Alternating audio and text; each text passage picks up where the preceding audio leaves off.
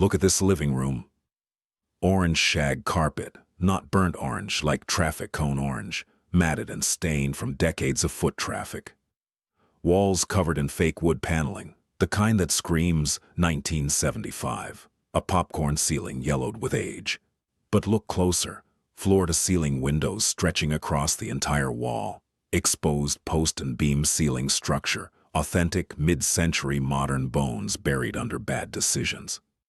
This 1962 mid-century in Santa Rosa's junior college neighborhood was a time capsule, frozen in the worst decade for interior design. Now look at this, that same wall of windows, now gleaming clean, flooding the space with natural light. Wide plank light oak floors flowing continuously through every room. The post and beam ceiling structure exposed and celebrated, stained natural wood. The walls in warm taupe earth tones. And beyond those windows, a view of rolling vineyard hills catching the sunset. Walk into the kitchen and it's transformed. A massive waterfall edge island with an integrated wine fridge, horizontal grain walnut slab cabinets, white quartz counters, artisan zeology tile backsplash, sliding glass doors opening to an expanded deck overlooking those vineyard views. Same house, same 2,100 square feet, 6 months of strategic restoration. This is the story of how we bought a mid-century, modern truss sale, off-market, for $525,000 before it ever hit MLS and transformed it into a $925,000 wine country showcase. We made over $134,000 in profit in 6 months, 68% annualized ROI. And we did it in Santa Rosa, Sonoma County, the heart of California wine country, where inventory is scarce, demand is insatiable, and buyers will pay massive premiums for authentic architecture in the right location. Santa Rosa is the largest city in Sonoma County, 1 hour north of San Francisco on Highway 101. It's not Napa Valley, too touristy, too expensive, too crowded with tasting rooms, and it's not San Francisco, impossibly expensive, zero space, urban density.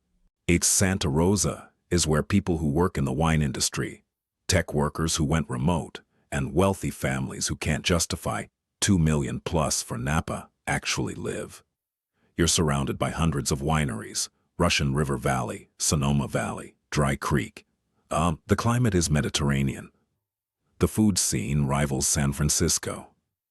The lifestyle is California at its best, but the city was devastated by the Tubbs Fire in 2017, a wildfire that destroyed thousands of homes and left deep scars. Housing inventory was already tight. After the fire, it became critically scarce. By 2026, the market had recovered, and then some. Demand massively exceeded supply. Renovated mid-century and ranch homes were selling for $850 to $950, with multiple offers in days. We invested $115,000 in a renovation strategy we called Respectful Mid-Century Restoration meets Wine Country Luxury. We weren't going to cover up the architecture with generic modern farmhouse trends. We were going to honor those clean lines, natural materials, and indoor-outdoor flow that define mid-century design, while elevating the finishes to wine country standards. Walnut cabinets, a artisan tile, engineered wide plank hardwood, a chef's kitchen built for entertaining, an expanded deck to showcase those vineyard views. Every decision respected the architecture while targeting the wine country buyer who values character and lifestyle. 6 months later, we listed at $899,000 and sold for $925,000 with 7 competing offers. Every buyer was the same profile: tech workers relocating from San Francisco for space and wine country living, local winemakers upgrading, or wealthy retirees from Marin staying in the North Bay. The winning buyers cried at the open house when they saw the sunset from that deck. We created $400,000 in gross equity, made $134,000 in net profit, proved that wine country, when you find off-market deals and honor authentic architecture, delivers explosive returns in one of Northern California's most desirable markets. For the next 80 minutes, I'm breaking down everything: How we found an off-market trust sale that never saw MLS competition, the mid-century time capsule we walked into, the $115,000 budget focused on respecting architecture while elevating to luxury, every phase of the 6-month transformation, how we staged it to sell the wine country dream, and the final numbers proving that character plus location plus lifestyle equals premium pricing.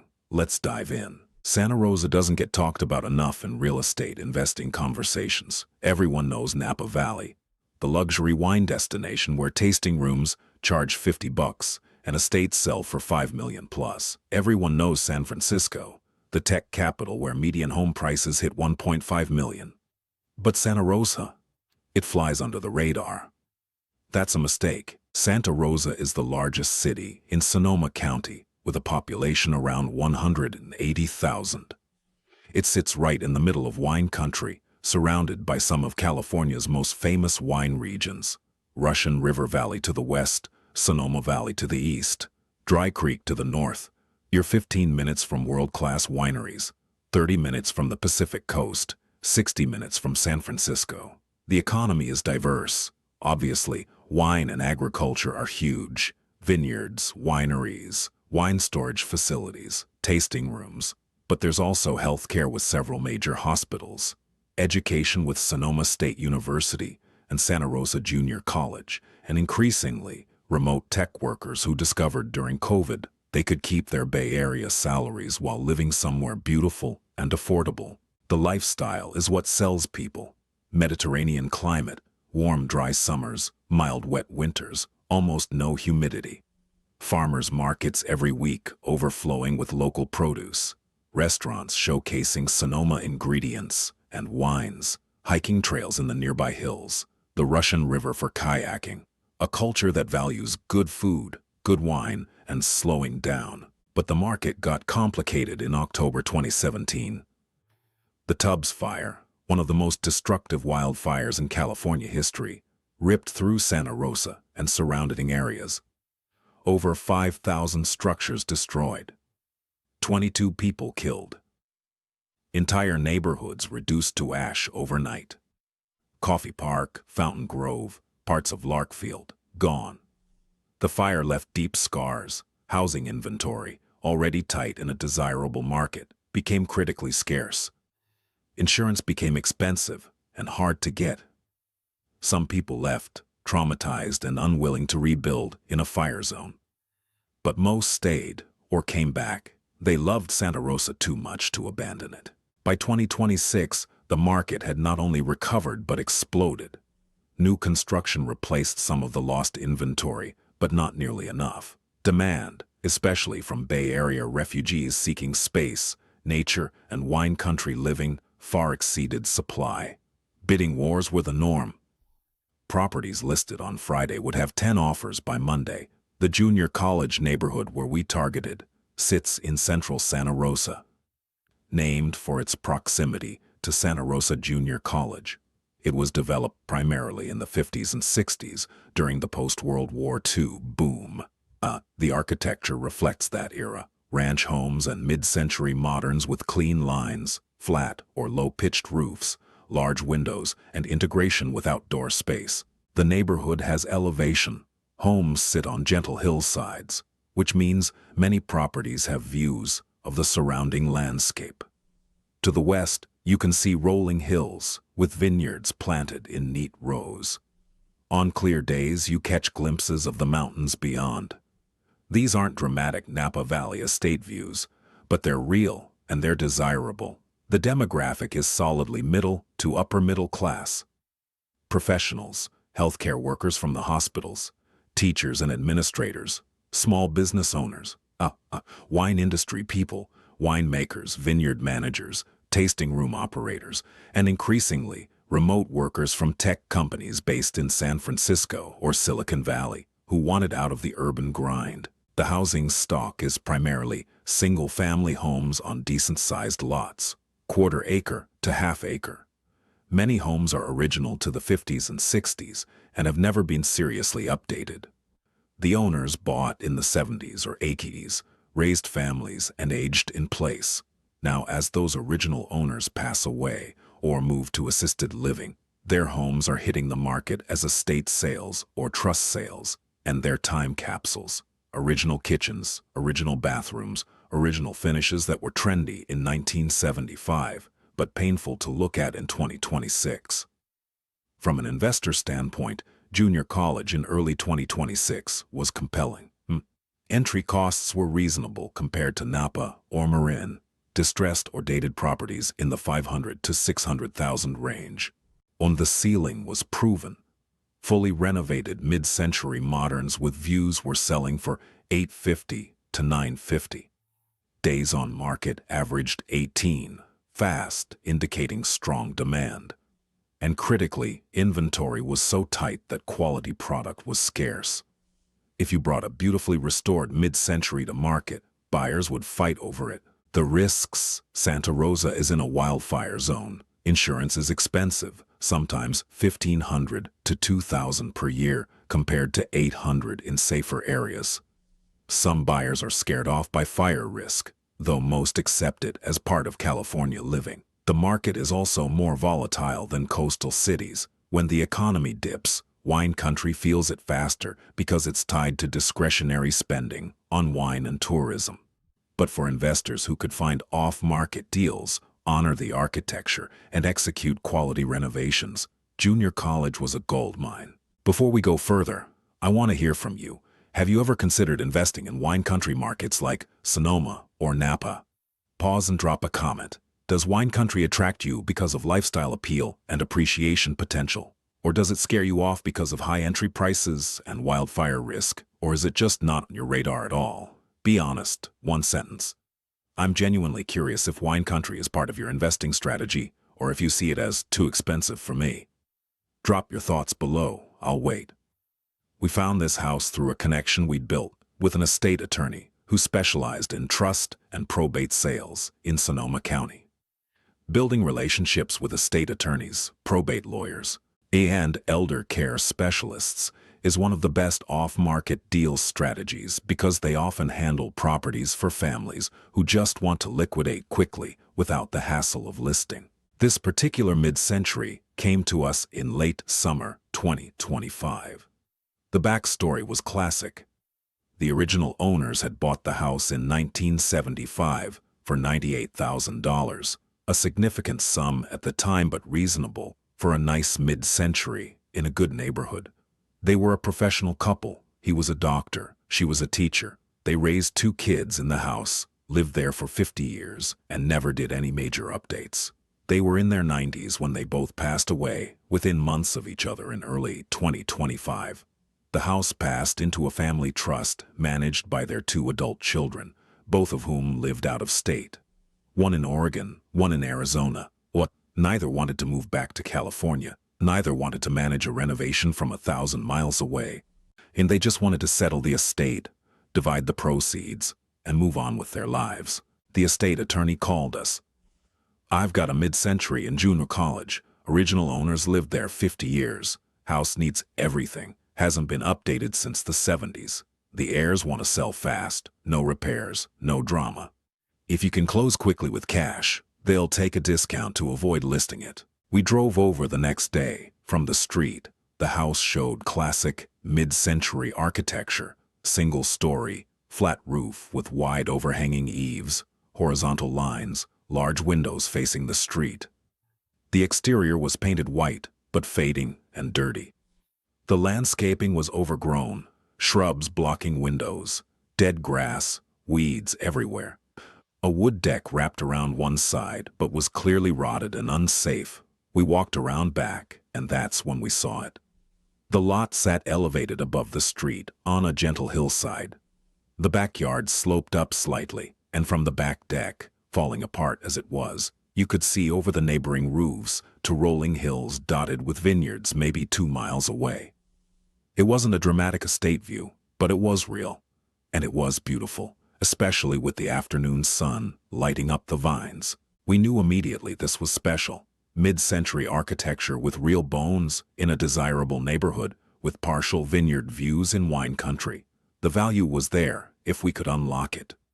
The attorney let us inside with a lockbox key. The smell hit first, Decades of closed windows, stale air, a faint mustiness. The house had been empty for months since the owners passed. We walked into the living room and I actually stopped. Floor-to-ceiling windows stretched across the entire western wall, maybe 20 feet of glass. The view of those vineyard hills was framed perfectly, but everything else was buried under bad 70s design. Orange shag carpet. I'm talking bright construction cone orange, covered the entire floor, matted and stained.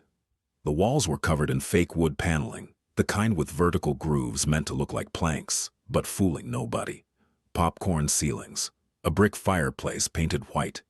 But look up, exposed post and beam ceiling structure, dark wood beams running across the ceiling with the roof deck visible between them. This was authentic mid-century modern architecture, the structural elements celebrated as design features. It had just been buried under decades of cosmetic disasters. The dining room flowed off the living room. Same orange carpet, same paneling. The kitchen was closed off by a half wall, a 1970s attempt at semi-open concept. We walked in, and it was a harvest gold nightmare. Laminate cabinets in that yellowish gold tone that was inexplicably popular in the 70s. Matching gold laminate countertops. Vinyl floor in a brown pattern. White appliances that had to be 40 years old. A small window over the sink, but no connection to that beautiful backyard view. Down a hallway, 4 bedrooms. All had the same orange carpet and wood paneling. The closets were small, reach-in style with sliding mirror doors, very 70s. The master bedroom had an attached bathroom that was tiny, maybe 6 by 8 feet. Tub shower combo with avocado green tile on the walls. Fiberglass tub. Pedestal sink. Everything original to 1962 and never updated. 2 guest bathrooms were similar. One had yellow tile, the other had pink.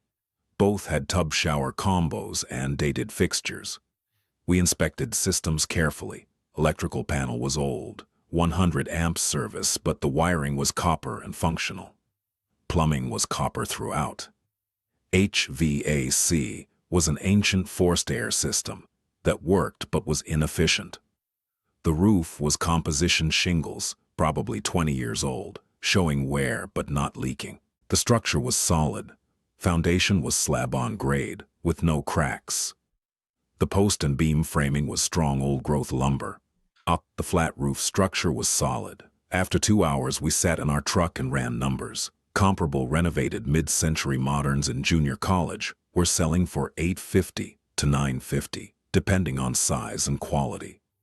Ours was 2,100 square feet, mid to large size. The views were real. The architecture was authentic. Unrenovated mid-century properties in similar condition were listing around $600 to $650 and sitting because most buyers wanted turnkey. The attorney had indicated the heirs wanted $575,000 to $600,000 if they listed it, but they'd take $525,000 cash with a 10-day close to avoid the hassle. We estimated renovation costs at $110,000 to $120,000 for a quality mid-century respecting restoration. Add holding costs for 6 months, staging, commissions, we'd be all in around $740,000. Sell at $900,000. We'd net about $160,000. ROI around 65 to 70%. The math worked. We called the attorney that afternoon and offered $525,000, all cash, 10-day close, as is with no inspection contingencies. The heirs accepted within 2 hours. 10 days later we closed.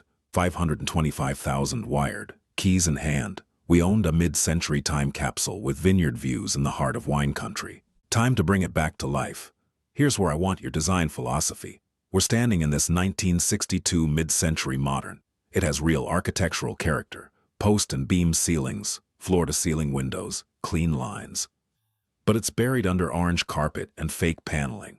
We have 2 options. Option A, respect the original mid-century architecture. Preserve those clean lines.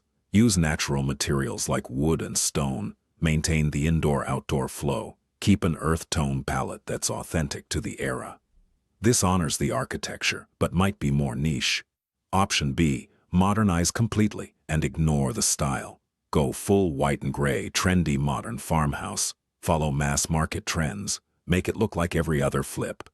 broader appeal, but you lose the character. Which would you choose and why? Comment A or B below.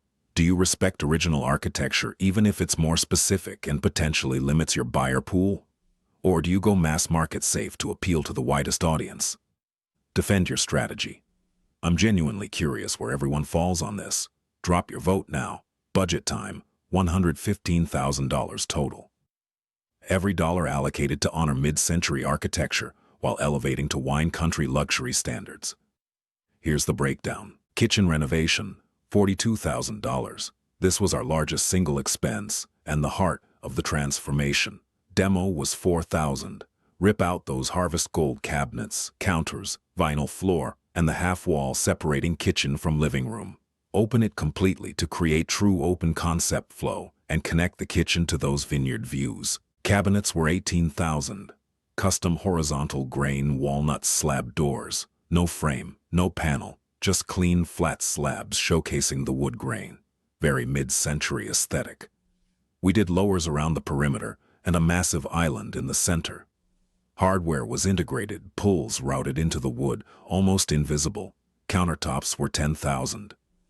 White quartz with subtle gray veining, honed finish. The island had waterfall edges cascading down both sides. And here's the wine country detail. We integrated a built-in wine fridge into the island. Dual zone, holds 48 bottles. Our buyer is a wine enthusiast. This feature would resonate. Backsplash was $4,000. Handmade zellige tile from Morocco in soft earth tones, sage green, cream, terracotta. Each tile is slightly irregular, handmade by artisans. It's the opposite of subway tile. It has soul and texture. Appliances were a high-end package, $4,000. Bosch, gas range with 6 burners, built-in refrigerator with cabinet panels, dishwasher, microwave drawer, quality European appliances that perform and last. Lighting was $2,000. 3 large pendant lights over the island with clear glass globes and black metal frames, mid-century inspired. Under cabinet LED strips. Recessed cans, master suite expansion, and spa bathroom, $28,000. This was transformative. The original master bedroom was small and the bathroom was tiny. We bumped the bedroom out slightly into the existing deck area to gain square footage, then completely rebuilt the master bathroom as a spa retreat. Framing and structural was $8,000. Extending the exterior wall, new post and beam framing to match original structure, waterproofing. Tile was $7,000. Large format porcelain in soft gray, 12 by 24-inch planks on walls and floors. Minimal grout lines, very clean and modern. Shower was $6,000. Huge walk-in design, no tub, 5 feet wide with dual rain shower heads and handheld wands. Frameless clear glass, built-in niches. The shower was a statement. Vanity was $5,000. Custom floating design in walnut with a live edge slab top. The natural edge of the wood visible, very organic and mid-century. 2 rectangular undermount sinks. Wall-mounted faucets in matte black. Fixtures and accessories, $2,000. Matte black everything. Faucets, towel bars, toilet paper holder, mirror frames. Cohesive modern aesthetic. 2 guest bathrooms, $18,000 total, 9 each. Full renovations. Modern tile and neutral tones, floating vanities, mid-century inspired fixtures, clean, functional, elevated. Flooring throughout, $12,000. This was a game changer. We installed engineered hardwood in a light oak finish with wide planks, 7 inches wide, very mid-century appropriate. The flooring flowed continuously from entry through living, dining, kitchen, and hallways. In bedrooms, we kept it consistent with the same hardwood. Window restoration and new sliders, $8,000. The original floor-to-ceiling windows were aluminum framed, authentic to the era, but dirty, and some seals were broken. We had them professionally cleaned, resealed, and repaired. Then, we added new, large sliding glass doors in the kitchen opening to the backyard deck, maximizing that indoor-outdoor connection and framing the vineyard views. Deck expansion and outdoor living, $5,000. The existing deck was rotted and dangerous. We rebuilt it larger using composite decking in a warm walnut tone. Installed modern cable railing, horizontal stainless steel cables that are almost invisible, not blocking the view. Added built-in bench seating. This deck became an outdoor living room with a wine country view. Interior paint, $5,000. Painted every wall, ceiling, and trim. The palette was warm earth tones, soft taupe on main walls, warm cream in bedrooms, bright white on ceilings and trim. Accent wall in the living room in a deeper charcoal brown. Very mid-century appropriate, natural, warm, inviting.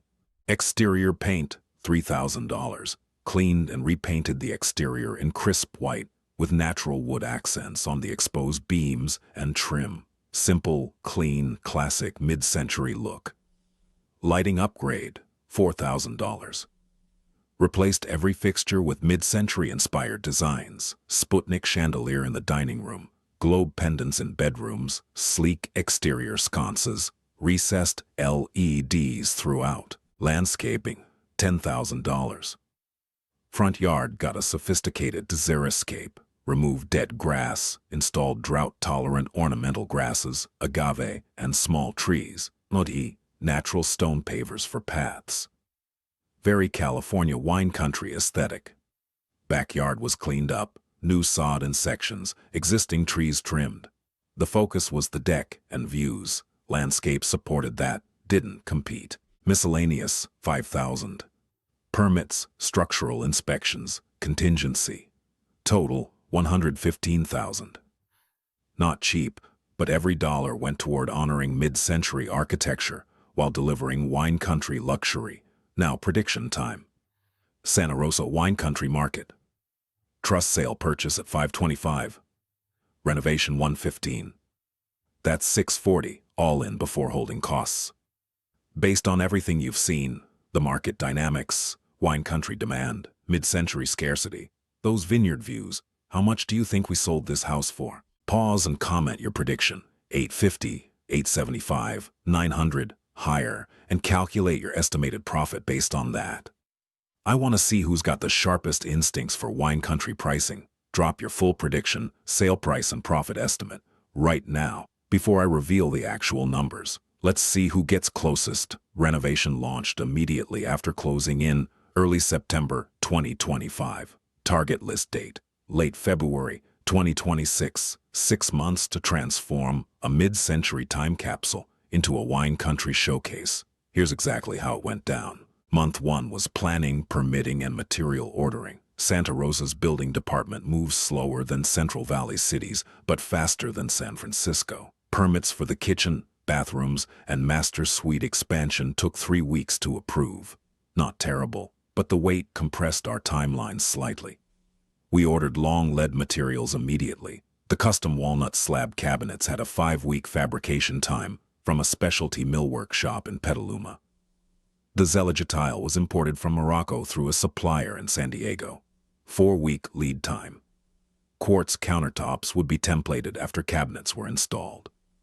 Appliances, fixtures, flooring, all ordered and staged. Week 4, demos started. Crew came in and began the surgical removal of decades of bad decisions. All that orange shag carpet ripped up and hauled. 3 dumpsters just from flooring. In some areas, we found the original concrete slab underneath, which we could polish and seal. In other areas, there was wood subfloor that needed repair. The fake wood paneling came off the walls, revealing clean drywall underneath. Removing that paneling was like peeling back decades. Suddenly, you could see the original room proportions and how light flowed through those big windows. Kitchen was gutted completely. Those harvest gold cabinets smashed and hauled. Counters ripped out. Only vinyl floor removed. The half wall separating kitchen from living room was demolished. Suddenly, the space opened up, and you could see the potential for that indoor-outdoor connection. Bathrooms were gutted to studs. Avocado tile, pink tile, yellow tile, all jackhammered off and hauled away. Week 5 through 7, structural and systems work. We framed the master bedroom expansion, bumping out into the deck area to gain square footage. The framing matched the original post and beam construction. We weren't going to add stick framing that would clash with the architecture. We hired a structural engineer who specialized in mid-century homes to ensure everything was done correctly.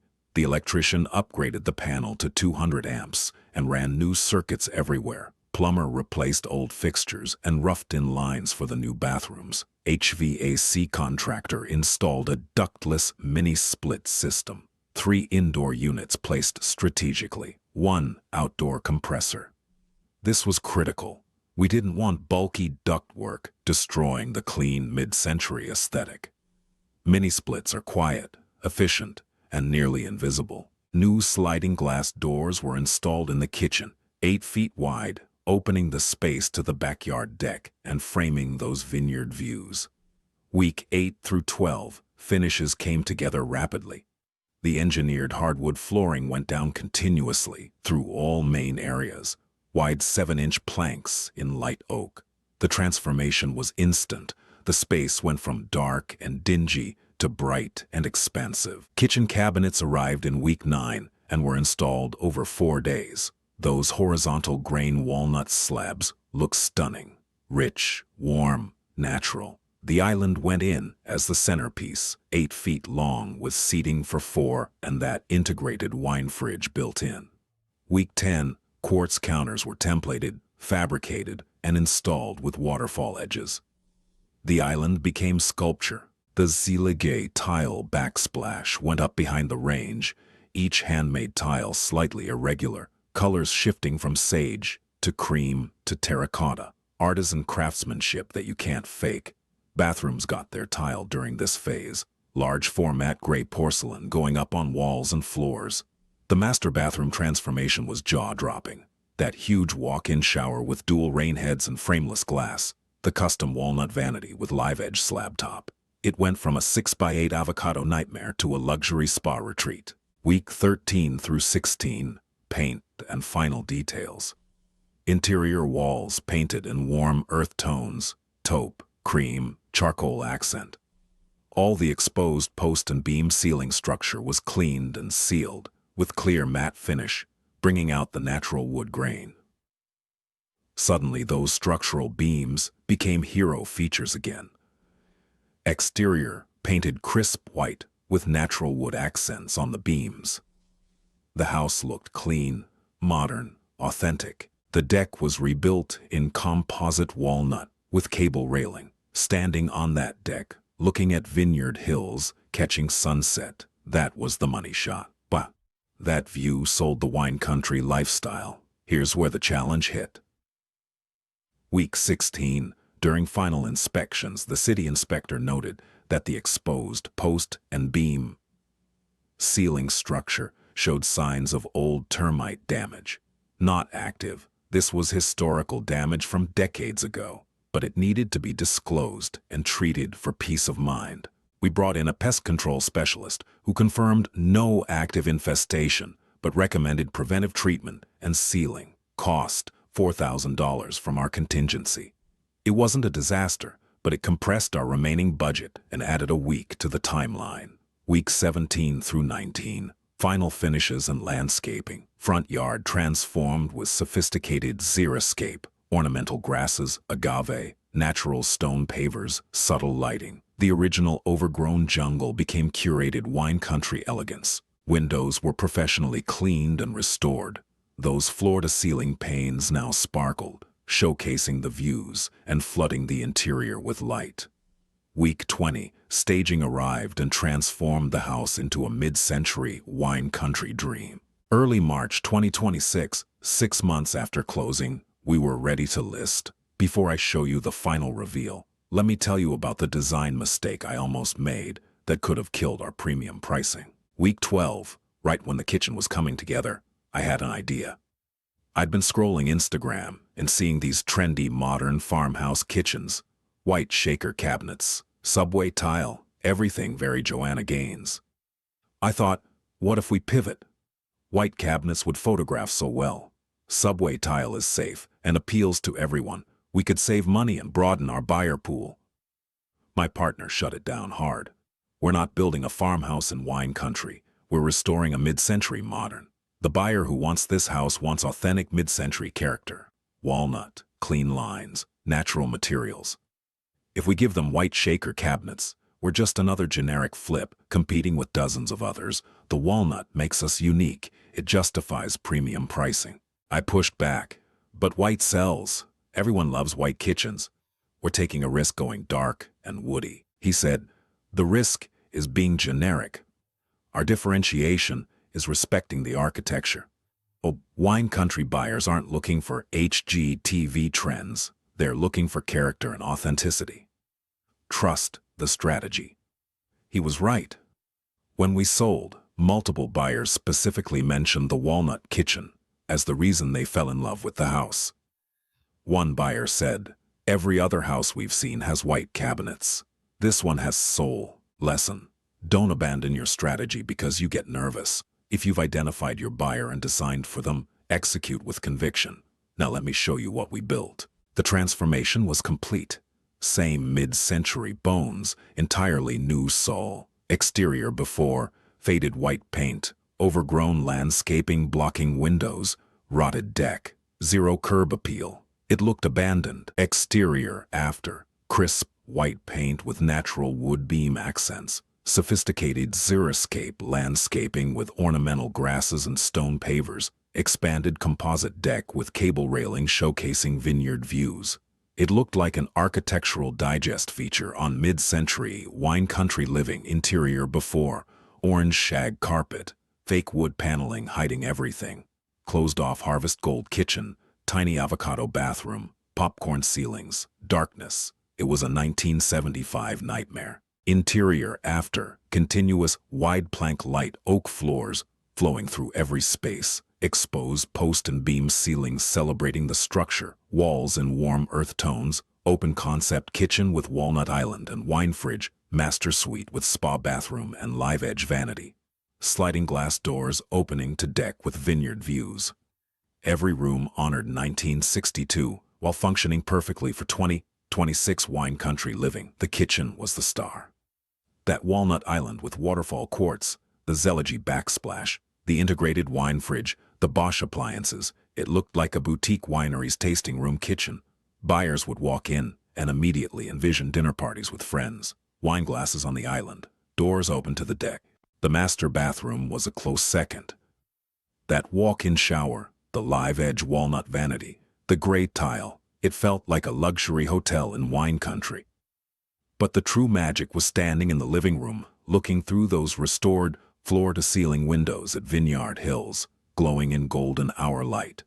Then, walking through the kitchen's sliding glass doors, onto the deck with a wine glass. That indoor-outdoor connection, those views, that was the wine country lifestyle we were selling. We shot before and after photos from identical angles. The transformation was shocking. Same house, unrecognizable result. Golden hour photography made everything sing. Warm light streaming through those massive windows, the walnut cabinets glowing, shadows from the post and beam ceiling creating patterns, the deck catching sunset with vineyard views beyond. Every photo told a story. This is wine country, living at its finest. Staging was critical for selling Nost. Not just a house, but a lifestyle. We hired a staging company that specialized in mid-century and wine country properties. The concept was mid-century, wine country living. Authentic, sophisticated, inviting. Living room got authentic mid-century furniture. Eames lounge chair, replica in leather, low-profile walnut credenza, clean-lined sofa in warm gray, woven jute rug. Coffee table books about wine country and mid-century design. Plants, lots of succulents and California natives in ceramic pots. Art featuring abstract landscapes and earth tones from local Sonoma artists. Dining room had a walnut table with tapered legs, very mid-century, and 6 chairs. Simple ceramic centerpiece. The focus was the room opening to the kitchen and those views beyond. Kitchen was staged to showcase the wine country lifestyle. Wine bar set up on the island with stemware hanging, wine bottles displayed, cheese board, and grapes artfully arranged.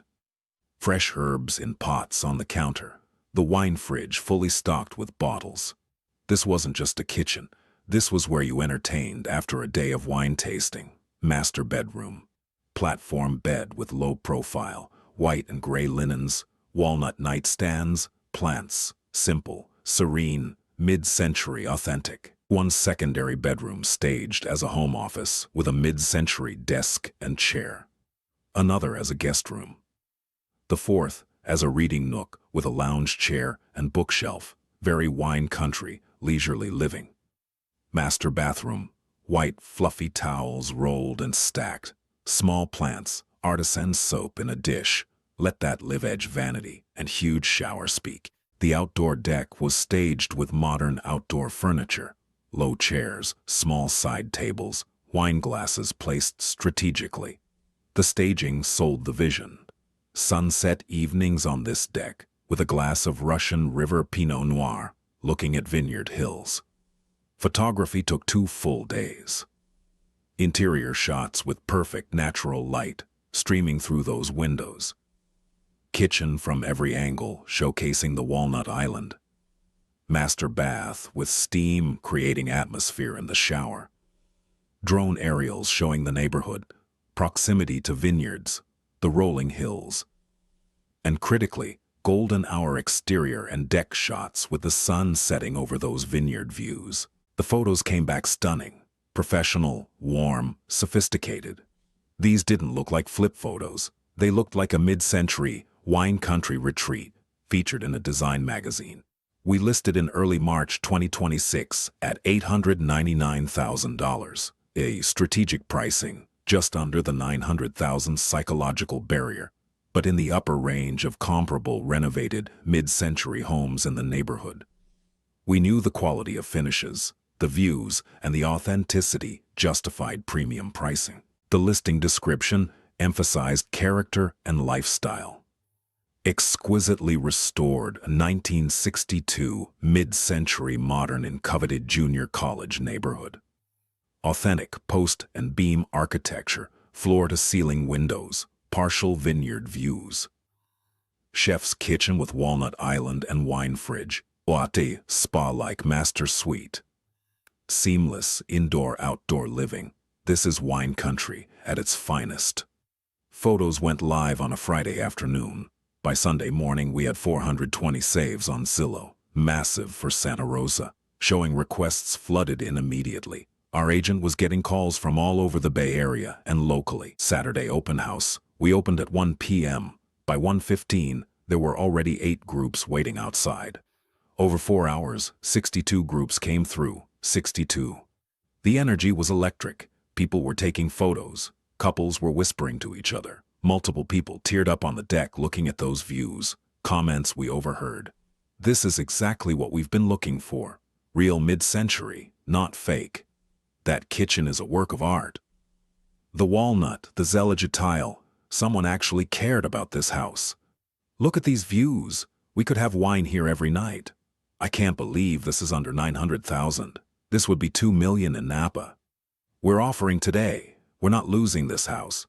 One couple in their early 50s walked in, and the wife grabbed her husband's arm. She said, "This is it. This is our wine country dream." They spent 45 minutes in the house, sitting on the deck, walking through every room. They were already imagining their life there. A tech exec from San Francisco, working remote, said, "I've been looking for 8 months. Everything's either overpriced or has no character. This has both, character and quality. I'm making an offer over asking." A local winemaker from Russian River Valley walked through nodding appreciatively. He said to his wife, "This is how you respect mid-century architecture. Whoever flipped this knew what they were doing." Sunday, second open house, 48 more groups, same reactions, same urgency, same emotional connection. Monday morning, our agent called. "You've got 7 buyers ready to make offers. This is going to be a bidding war. I'm setting a deadline for tonight at 6 p.m. Get ready. By 6 p.m. Monday, 7 offers on the table. Offer 1, $860,000. Conventional financing, 30-day close. Solid but below asking. Offer 2, $899,000. Our full asking. Conventional with 20% down. 21-day close. Safe offer. Offer 3, $905,000. 6 over asking. Conventional with 15% down.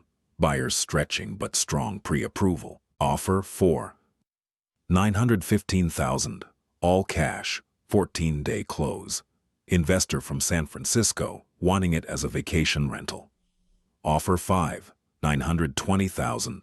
21 over asking. Conventional with 25% down. Fast close 18 days. Tech couple relocating from SF. Offer 6, $925,000.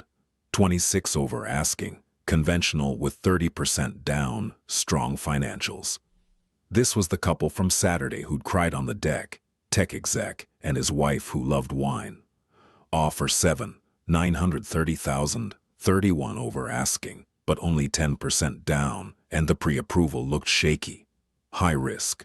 Before I reveal which offer we accepted, here's my final interactive question for this entire series. We've now covered 8 different California markets: Sacramento, Oakland, San Diego, Fresno, Bakersfield, Riverside, Stockton, and now Santa Rosa. Each completely different. Some with low entry costs like Stockton at $335,000, others with high entry like Santa Rosa at $525,000. So here's the question. Do you prefer doing flips with low entry cost and moderate profit where you can run multiple deals simultaneously? Or high entry cost with larger absolute profit where your capital is locked into one big deal?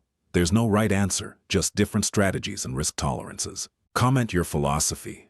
Multiple small deals or one big deal, and tell me why. Are you optimizing for velocity and diversification or for maximizing profit per transaction?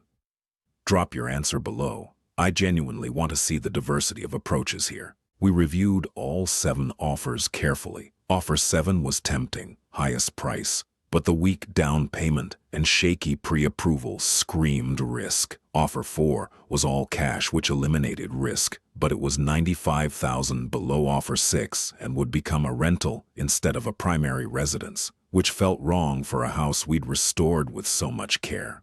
Offer 6 was strong, $925,000, 26 over asking, 30% down, excellent financials, and this was the couple who'd fallen in love with the house. They included a letter. We've been searching for our wine country dream home for over a year. We've seen dozens of properties. Nothing has moved us like this house. The mid-century architecture, the respect you showed in the restoration, the wine fridge in the island, those vineyard views, everything speaks to us. Please let us make this our home. We accepted offer 6, $925,000. 26,000 over asking, subject to appraisal and inspection, 18-day close. The transaction moved smoothly. Their inspector was thorough and knowledgeable. He actually complimented the quality of work, noting that we'd properly restored the mid-century structure and used quality materials. His report had minor items. 1, GFCI outlet needed adjustment, some caulking touch-up in a guest bath, weather stripping on the front door. Total cost, $200. Done same afternoon. The appraisal was nerve-wracking.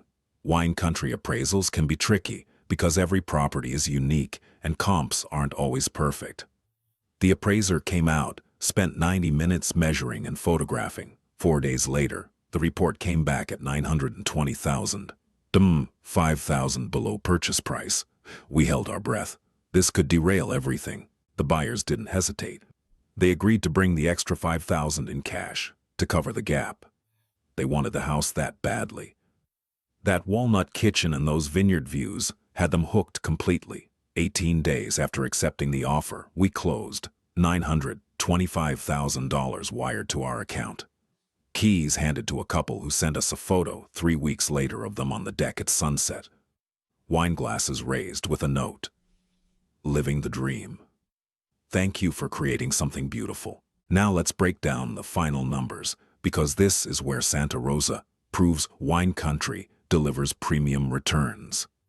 Purchase price at trust sale, $525,000. The off-market deal that saved us $50,000 to $75,000 compared to MLS pricing. Renovation costs, $115,000. Every dollar honoring mid-century architecture while elevating to wine country luxury. Holding costs over 6 months, $32,000. Property taxes in Sonoma County are higher than Central Valley, about $1,400 per month. Insurance was $2,000 annually because of wildfire risk. Utilities, interest on our credit line. 6 months holding adds up in wine country. Staging for 6 weeks, $8,000. High-quality mid-century authentic furniture and wine country lifestyle staging. Closing costs at purchase, $8,000. Title, escrow, trust sale attorney fees. Closing costs at sale, $12,000. Title, escrow, prorated taxes, various fees. Total all-in investment, $700,000 exactly. Sale price, $925,000, $26,000 over asking. Real estate commission at 5.5%, $50,875. We negotiated slightly below the standard 6% because of the high sale price. Net proceeds after all costs, $862,125. Subtract our total investment of $700,000. Net profit, $162,125. Let me repeat that. $162,125 in profit in 6 months. That's $27,021 per month in profit. Now let's calculate ROI properly. Total investment was $700,000. Profit was $162,125. That's 23.2% return on investment in 6 months. Annualized that projects to approximately 46% annual ROI. But here's another way to look at it. We created $400,000 in gross equity. Bought at $525, sold at $925. That's the value we added through off-market acquisition and strategic restoration. Now let's compare Santa Rosa to every other market in this entire series. Sacramento, 6 months, 35% ROI, moderate profit. Oakland, 7 months, 35% ROI, moderate profit. San Diego, Claremont, 7 months, 6.5% ROE, 202,000 profit, highest absolute. Fresno Tower District, 5 months, 5% ROE, 832,000 profit, highest percentage. Bakersfield Old Town, 3 months, 2% ROE, $812,000 profit, fastest.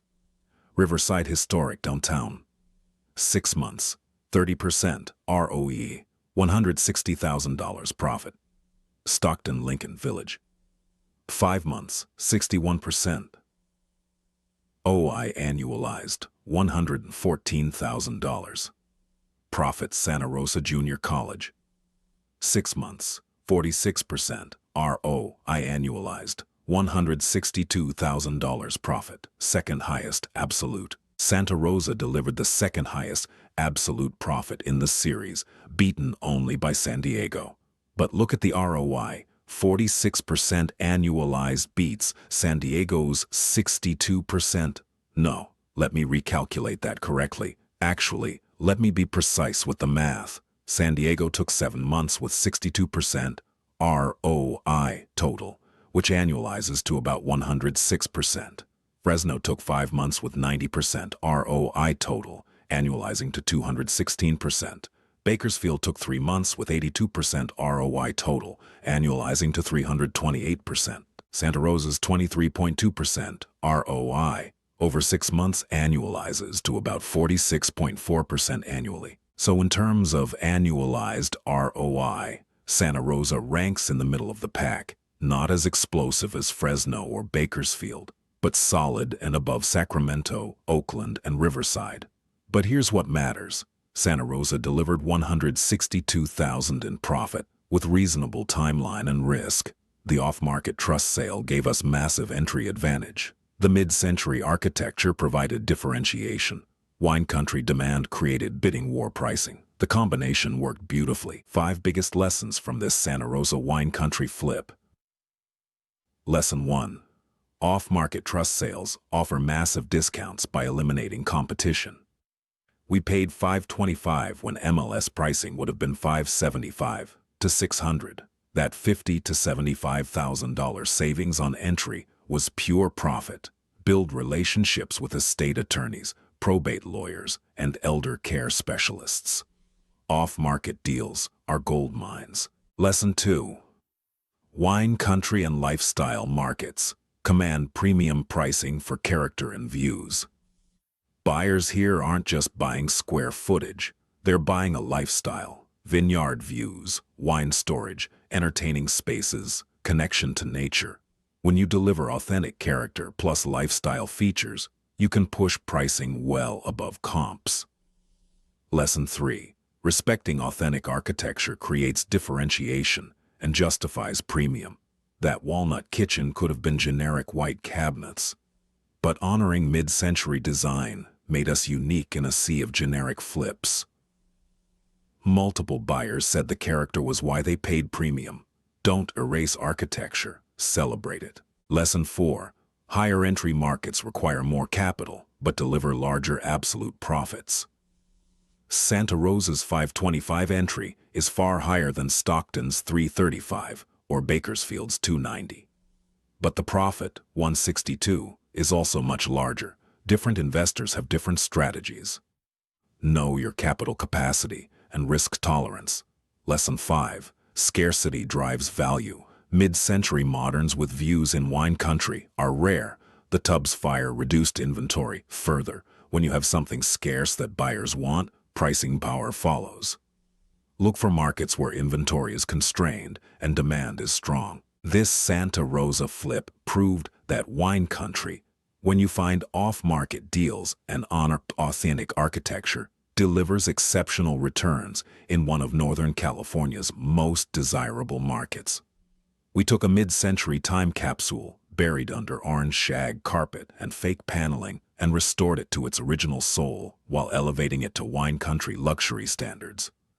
We created $400,000 in equity, made $162,000 in profit, sold to a couple living their dream. Wine country has hundreds more of these opportunities.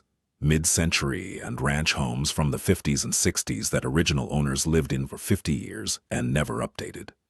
As that generation passes, these homes enter the market as estate sales, trust sales, probate sales.